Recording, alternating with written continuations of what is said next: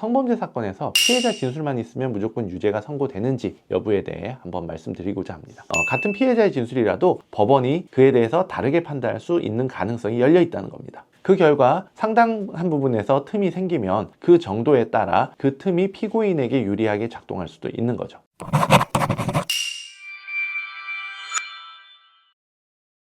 안녕하세요. 법무법인의 이재현 변호사입니다. 모두들 잘 알고 계시다시피 증거라고는 피해자의 진술밖에 없어 보이는 성범죄 사건에서 유죄가 선고되는 경우가 상당히 많이 있죠. 그래서 오늘은 성범죄 사건에서 피해자 진술만 있으면 무조건 유죄가 선고되는지 여부에 대해 한번 말씀드리고자 합니다. 실제 사례들을 바탕으로 정리해 드릴 테니 잘 참고하시면 큰 도움이 되실 겁니다. 아무래도 성범죄는 은밀한 공간에서 일어나는 경우가 많으니까 피해자 진술이 가장 중요한 핵심 증거가 되는 경우가 많습니다. 근데 그렇다고 해서 형사재판에서 단순히 피해자가 그렇게 말했다는 것만으로 유죄를 선고하진 않아요. 법원은 그 진술이 얼마나 구체적인지, 앞뒤가 일관되는지, 그리고 객관적 자료와 맞는지, 직후 정황이 뒷받침되는지 이런 것들을 아주 엄격하게 보기 때문입니다.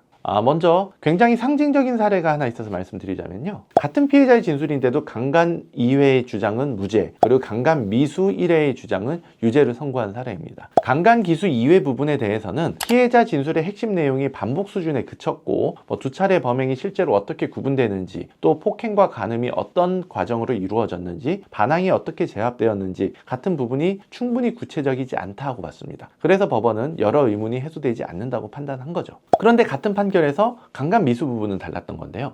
범행 직후 112 신고가 있었고 피고인이 보낸 사과 문자와 같은 직후 정황 자료가 있었기 때문에 그 부분은 신빙성이 보강된다고 봤습니다. 결국 일부는 유죄, 일부는 무죄가 나왔던 겁니다. 이 판결이 시사하는 바는 너무나 분명합니다. 같은 피해자의 진술이라도 보강 자료가 붙는 부분과 또 붙지 않는 부분은 법원이 그에 대해서 다르게 판단할 수 있는 가능성이 열려 있다는 겁니다. 두 번째 보실 사례는 강간과 감금이 전부 무죄가 된 사건인데, 이 사건은 법원이 피해자의 진술을 얼마나 해부하듯이 자세히 들여다보는지를 잘 보여줍니다. 이 사건에서 법원은 최초 진술 형성 과정부터 문제 삼았습니다. 예를 들어 피해자가 진술하는 욕설이나 폭행 내용이 피해자가 자발적으로 서술했다기보다 수사기관 질문에 따라 소극적으로 동의하는 식으로 형성된 양상이 있었다는 점을 지적했고요. 그리고 핵심 전후 사정, 예를 들어 정신을 차렸을 때 옷이 벗겨져 있었는지 같은 부분에서 진술이 계속해서 반복적으로 바뀌고 변경된 점을 세세하게 봤습니다. 거기서 끝난 게 아닙니다. 상처 흔적, 즉 상흔이라고 그러죠. 상흔 사진의 촬영 전송 시각이 객관적 사건 경과와 양립하기 어렵고 진료기록상 급성 상흔이 확인되지 않는다는 점도 함께 고려했습니다. DNA 감정 결과도 진술과 꼭 맞아떨어지지 않는 정황으로 평가됐고요. 즉 법원은 피해자의 진술 형성 과정, 또 진술 변경의 양상, 특정 행위의 시간, 그리고 의무 기록, 과학 수사 자료, 과학적 원리 이런 것까지 전부 한꺼번에 맞춰봅니다. 그 결과 상당한 부분에서 틈이 생기면 그 정도에 따라 그 틈이 피고인에게 유리하게 작동할 수도 있는 거죠. 세 번째로 보실 사례는 이제 준강간 무죄 사례인데요. 이 사건에서 피해자가 완전한 블랙아웃 상태였다는 취지로 주장했는데 법원은 사건 전후 정황을 보면서 그 진술만으로는 합리적 의심을 배제하기 어렵다고 봤습니다. 법원은 피해자가 어떻게 피고인을 만났는지, 그리고 2차로 왜 이동하게 됐는지, 그리고 사건 전후의 일부를 기억하는지 여부 등에 관한 진술이 바뀌거나 아니면 스스로 일부 기억을 언급하고 있다는 점, 이런 것들이 이제 피해자가 완전한 블랙아웃 상태에 있었다라는 주장과 충돌한다고 본 거죠. 그리고 사건 다음 날까지 피고인과 주고받은 카카오톡 메시지에서 강한 항의나 어떤 비난보다는 잊자라는 취지 내용이 확인되고요. 그리고 이후 피고인이 오픈 채팅방을 나간 뒤에야 촬영 의심 등을 이유로 진정이 제기된 경위 등을 종합해서 무죄 판단으로 간 겁니다. 이 사건이 이제 시사하는 바는요, 준강간 사건의 경우에도 마찬가지로 결국 피해자의 진술만 떼놓고 보는 게 아니라 사건 이후의 반응과 대화들, 그리고 피해자가 신고하게 된 일련의 흐름까지도 전체적인 관점에서 맥락을 살펴본다는 겁니다. 한편 또 다른 사례에서는 피해자가 주장한 성관계 자체가 신체 조건이나 구조물 높이와 잘 맞지 않는다는 이유로 피해자의 진술 핵심에 합리적 의심이 남는다고 봤고요. CCTV상 보행과 행동들을 종합해 보더라도 피해자가 항거불능이었다라고 쉽게 단정할 수 어렵다고 보기도 했습니다.